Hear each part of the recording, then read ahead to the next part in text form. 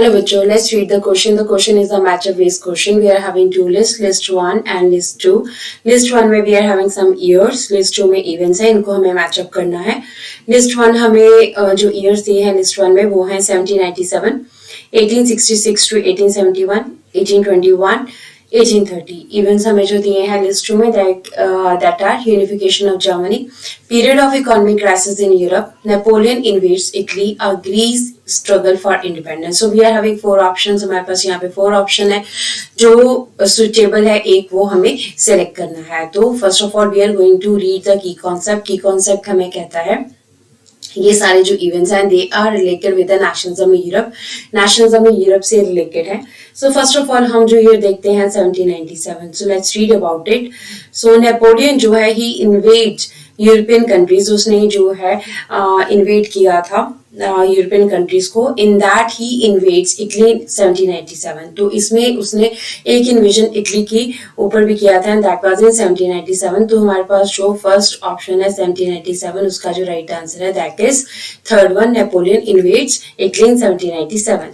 सो हमारे पास दूसरा ईयर जो है 1866 से 1871 इसको रीड कर लेते हैं. सो what's a key concept here कि during the years from 1866 to 1871 unification of Germany done with the efforts of Otto von Bismarck. ठीक है, जर्मनी जो उस टाइम के ऊपर 39 से अब स्टेट्स में बटा हुआ था, पार्ट्स में बटा हुआ था. तो उनमें से प्रशिया जो है सबसे स्ट्रांग था. तो प्रशिया के हमारे पास चीफ मिनिस्टर थे ऑटो विन बिस्मार्क. तो उन्होंने जर्मन यूनिफिकेशन का जो है काम किया था and he is also known as architect of the German nation. तो 1866 से लेके 71 तक का जो टाइम है वो जर्मन यूनिफिकेशन से रिलेटेड है.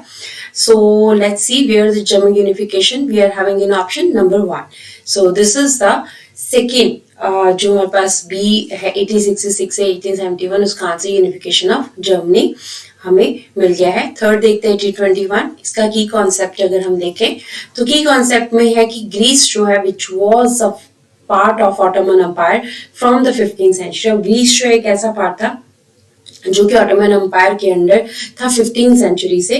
When nationalism spread in Europe a struggle of independence began in Greece in 1821. ठीक है, जब इंडिपेंडेंस का जो स्ट्रगल है वो स्टार्ट हुआ यूरोप में तो ग्रीस जो है यहाँ पे इंडिपेंडेंस स्ट्रगल जो 1821 में स्टार्ट हुआ.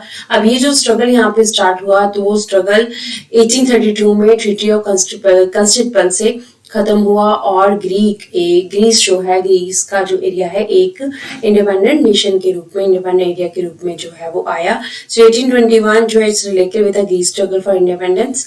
नंबर डी है हमारे पास 1830. तो 1830 हम देख लेते हैं इसका की कॉन्सेप्ट अगर हम देखें 1830 का तो यूरोप जो है it was in great economic depression. ठीक है, कब 1830 में. और इसके मेन रीजंस क्या थे? Enormous increase in population. Europe की जो पॉपुलेशन है बहुत ज्यादा बढ़ गई थी, अनएम्प्लॉयमेंट काफी ज्यादा हो गई थी और इसके साथ माइग्रेशन जो सिटीज में है रूरल एरिया से वो भी काफी ज्यादा इंक्रीज हो गई थी जिसकी वजह से स्लम एरिया ओवर क्राउडेड हो चुके थे. तो इसलिए यूरोप में 1830 के जो ईयर थे बहुत ही हमारे पास जो है मिजरेबल थे. 1830 जो है is the period of economic crisis in Europe. So we got all the answers. So let's see which is the right option from here. So A का हमारे पास यहाँ पे 3 है तो A का ऑप्शन 3 देखते हैं कहाँ पे है. तो A का ऑप्शन सिर्फ B में है यहाँ पे 3. बाकी सब जो है यहाँ पर हमारे पास ये इनकरेक्ट हो जाते हैं, इनको हम इनकरेक्ट कहेंगे. और एक बार और चेक कर लेते हैं. B का जो है 1 बिल्कुल सही है, C का जो है 4 बिल्कुल सही एंड D का जो है वो 2 दैट इज ऑल करेक्ट. तो इट मीन्स हमारे पास जो एग्जैक्टली आंसर है that is option number B.